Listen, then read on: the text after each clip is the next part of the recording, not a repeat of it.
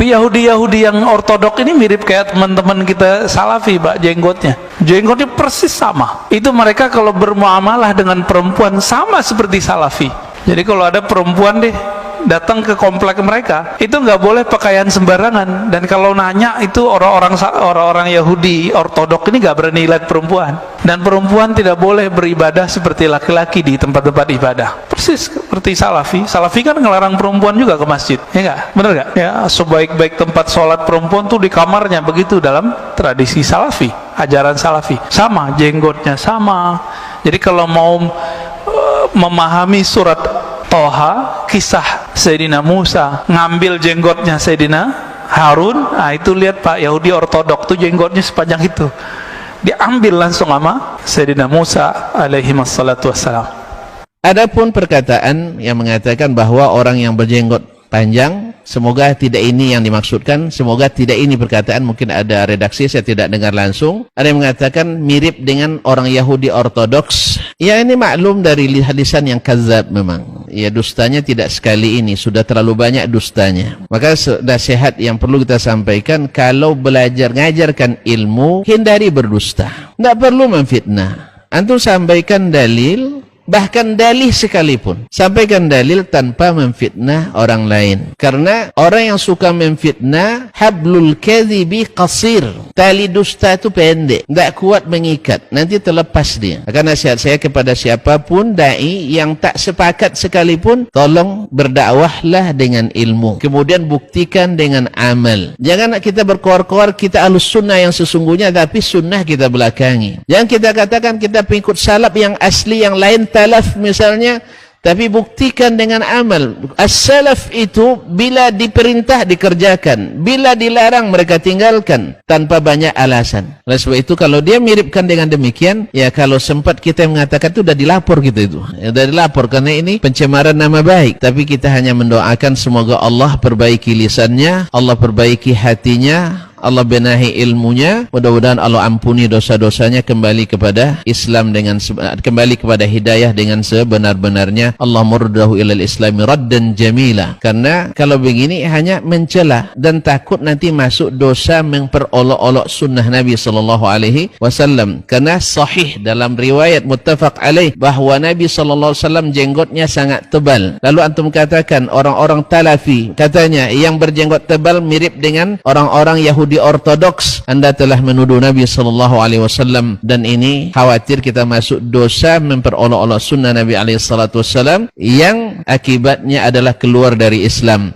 Oleh sebab itu semoga Allah kembalikan lisannya menjadi lisan yang shadiq, hatinya menjadi hati yang mukmin, dan matanya jangan selalu berkhianat, pura-pura memuji tetapi melambung ke atas lalu dihentakkan ke bawah. Dari mukaddimahnya sering baguslah, masya Allah, kita tidak membenci, tapi di dalamnya disuntik dengan racun arsenik yang mati pasti walaupun pelan dan tidak diketahui. Semoga Allah SWT berikan hidayah kepada siapapun yang mengatakan ini, karena dustanya sudah terlalu banyak disebarkan di media sampai mengatakan siapa yang pelajari tauhid buku Syekh Muhammad Saleh Al-Fauzan nanti akan menciptakan zombie-zombie yang siap mengisap darah kaum muslimin. Ini fitnah, auzubillah. Ini fitnah, auzubillah. Fitnah, auzubillah. Tadi kita sudah katakan berapa banyak sekolah kita yang mengajarkan itu, alhamdulillah tak ada zombie. Dan siapa yang naik dan umroh dan haji ke Makkah dan Madinah, alhamdulillah tak ada yang hilang akalnya karena stres melihat zombie-zombie yang berjalan di sana. Allah musta'an. Tapi subhanallah masih banyak juga yang supporternya, banyak juga followersnya, banyak juga subscribersnya. Semoga Allah SWT berikan kita ilmu yang sahih, amal yang salih, niat yang ikhlas, bukan karena setuju hilang patutnya. Kalau bahasa pepatah kami, hilang patut dikatuju. Karena setuju suka memfitnah, akhirnya kita akui dan kita angkat sebagai seperti seorang pahlawan dan seorang pendekar aswaja. Allah musta'an wa alaihi tuklan. Semoga Allah berikan taubat kepada kita dan kepadanya. Amin ya rabbal alamin. Jadi kalau ada perempuan datang ke komplek mereka, itu nggak boleh pakaian sembarangan. Dan kalau nanya itu orang-orang Yahudi ortodok ini nggak berani lihat perempuan. Dan perempuan tidak boleh beribadah seperti laki-laki di tempat-tempat ibadah. Persis seperti Salafi. Salafi kan ngelarang perempuan juga ke masjid, ya nggak? Bener nggak? Ya, sebaik-baik tempat sholat perempuan tuh di kamarnya, begitu dalam tradisi Salafi, ajaran Salafi. Tentu kalau perempuan lebih afdal sholat di rumah, itu dulu. Sebagaimana sabda Nabi SAW bagi wanita muslimah di Madinah pada saat itu ya. Jadi Masjid Nabawi 1000 pahalanya. Tapi apa kata Nabi SAW? Sholat wanita di ruang tamu rumahnya lebih afdal daripada di luar rumahnya, masuk dalamnya masjid. Dan sholat ia di dalam kamarnya lebih afdal daripada ruang tamunya. Kan gitu. Ini disebutkan di Madinah dan waktu itu Masjid Nabawi. Masjid Nabawi jelas fadilahnya besar. Tapi tetap lebih afdal perempuan sholat di rumahnya. Maka saya sarankan ukhti ini sholat di rumahnya. Rasul sallallahu alaihi wasallam mengatakan salatul mar'ati fi baitiha khairun min salatiha fi masjidi qaumiha. Salatnya seorang perempuan itu di rumahnya lebih baik daripada salat dia di masjid kampungnya. Ini Nabi alaihi salatu wasallam bersabda di Madinah. Kan di Madinah itu ada beberapa masjid di kampung. Kayak ada Masjid Quba ya, ada Masjid Bani Salim yang jadi masjid kiblaten tuh. Sebagian salat di sana, tapi sebagian ingin salat di Masjid Nabawi. Di Masjid Nabawi pahalanya berapa? 27 kali 1000 sekali sholat di sana. Kalau berjamaah tinggal ditambahkan. Maka para wanita ingin sholat di Masjid Nabawi. Nabi mengatakan sholatnya dia di rumahnya lebih sallallahu alaihi wasallam lebih baik daripada sholat dia di masjid kampungnya. Wa sholatuha fi masjidi qaumiha khairun min sholatiha fi masjidi. Dan sholatnya wanita di masjid kampungnya lebih baik daripada sholat dia di masjidku, kata Rasul sallallahu alaihi wasallam. Jadi kalau dikatakan sholatnya wanita di rumah 27 bukan 27. Lebih baik dari 27. Kalau dia di masjid dapat berapa? 27 dia dapat.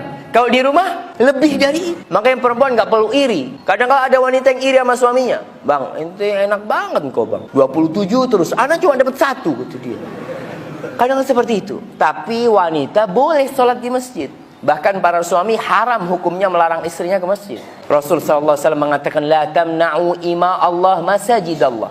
Kalian jangan larang tuh hamba-hamba wanita Allah untuk ke rumah-rumah Allah. Engkau ngelarang istrimu ke masjid, ke pasar nggak dilarang. Ada suami, ente kok ke masjid, kata dia. Di rumah itu lebih afdol. Ada kalau suami kayak gitu. Di rumah, bang mau ke pasar, tafadhol.